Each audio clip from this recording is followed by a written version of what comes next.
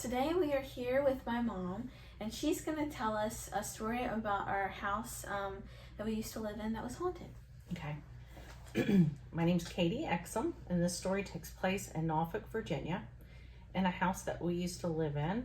The house was built around 1950, and it was a well-loved house by its only owner, who owned the house, loved it, was married, but never had any children. And we purchased the house from her niece. And her niece told us that her name was Miss Hattie. That's what she went by. Her name was Hattie.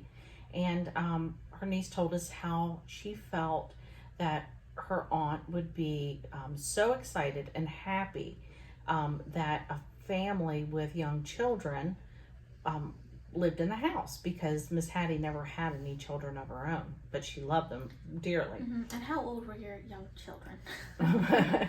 My children at the time, Kendall had just turned a year old when we moved in that house, and her sister would have been 9 years old. Okay. And so the house basically was Miss Hattie's child, is the way her niece explained it, that she cared for the house deeply, and it was immaculate, but it looked just like it did in 1950. Like, we had old 1950 stove that she cooked on. There were many kitchen items that were still left in the house that her niece had left because they were very antiquated and not anything she wanted, and she left them, and I thought they were kind of cool, so we kept them in the house. As well as there were items left in the attic from Miss Hattie that her niece never removed before selling the house. So the house still had personal items of the prior resident, and she had passed away months before the house was purchased by us. So we started doing some little renovations, like painting and updating the bathroom and the kitchen. And my dad was helping us. He lived in the same neighborhood, and he would work on the house during the day while my husband and I were at work. And he said to me one day, "I don't know if Miss Hattie likes that we're changing things in her house." And I said, "Why do you think that?" And he said, "Just little things like the window will slam down, the front door keeps slamming shut." He said, and I just said out loud, "Hey, Miss Hattie, we're just, painting, or I'm just doing this."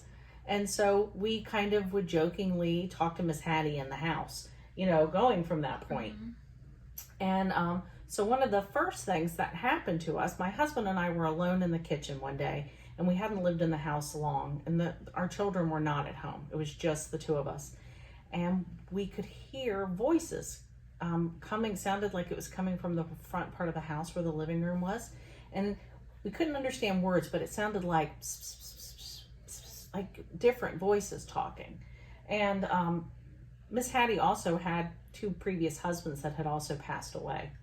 So we just, we looked at each other and we said, "Do you hear that noise and that talking?" And so we thought maybe there's somebody outside in the driveway or outside of the house.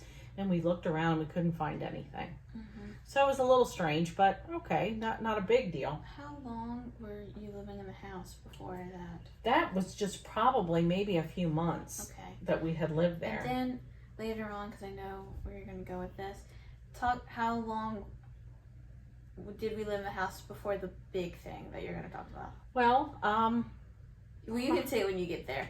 Well, it was in the first probably 6 months that we lived there. Okay. And Kendall was about a year old, and she was in a high chair in the kitchen. Mm-hmm. And I was fixing lunch, and it was just Kendall and her sister, who was 9 years old at the time, sitting at the kitchen table, and Kendall was in her high chair.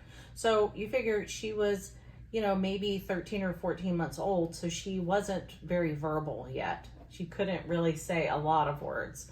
Mm-hmm. And I had my back turned to her, and I said they had eaten their lunch, and I thought, oh, well, I'm sure they want a little dessert, a little cookie. And I said, with my back towards Kendall and her sister, I said, "Kendall," knowing she couldn't answer, but that's what moms do. We still talk to our babies. Mm-hmm. And I said, "Kendall, would you like a chocolate chip cookie or a gingerbread man?" And my oldest daughter and I heard a woman's voice say very clearly, "Gingerbread." And I flucked my head around, and we looked at each other, and Kendall's sister said, I didn't say that. And I said, I know you didn't say that. And we looked at Kendall and we said, we know she didn't say that. And Shelby's eyes were big and she said, Mom, what are we going to do? I said, I'm giving her a gingerbread man. Mm-hmm. And we just laughed about it. We said, well, Miss Hattie must think that's a better option for Kendall. Uh-huh. But then every night when we would go to bed, and I'd put Kendall to bed, she was still sleeping in a crib. I'd put her to bed, and, you know, cribs have sides that raise up and down. And I would put her to bed, raise the side, and then I would check it to make sure it was secure, that it wasn't loose, you know, that it had actually locked in place. And as I would turn to walk out of her room, and I would pull the door just so it was slightly cracked. When I would walk out of the room, I would hear the side of her crib go chick, chick, chick, chick, like somebody was checking the crib behind me. And I would open the door again, and I would be, you know, want to make sure, did Kendall get up? Was she trying to stand up? What was she doing in the bed? But she was still sound asleep. And that happened every night for months and months and months. And we just, you know, it didn't scare us. With a ghost. Well, it didn't scare us because we knew that from stories and neighbors and the woman we bought the house from, that her aunt, Miss Hattie, was a very kind and loving person. And so we never felt scared, but we definitely felt like Miss Hattie was active in that house and was appreciating the fact that there was a baby and a young child in the house. She liked that. Now, was this continual the whole time we lived there? I would say, you know, the checking of the crib definitely continued for a very long time. Yeah. Then you got out of a crib and slept in another bed. So that didn't happen anymore. But we lived in that house about 3 years. And things like that happened. Electrical things, the lights would flash sometimes. That kind of thing. I'm going there. Okay. I don't want to lead you anywhere. You're not supposed to do that. So we sold the house eventually because we were moving to North Carolina. And I sold the house to a good friend. Now, my friend knew my stories about Miss Hattie, that we would joke and say my house was haunted by Miss Hattie. But she was a good spirit. We never felt any scary energy or anything like that. We just felt like, you know, your great old aunt was watching your children and appreciating the happiness that they brought to her house. So I sold my house to my friend. My friend did not have any children, and she was a single woman. She lived in the house alone. And she knew my stories.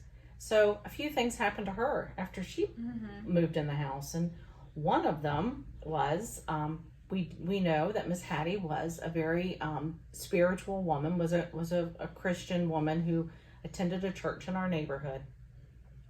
And my friend had, I don't know, I think probably a country music station on her clock radio next to her bed.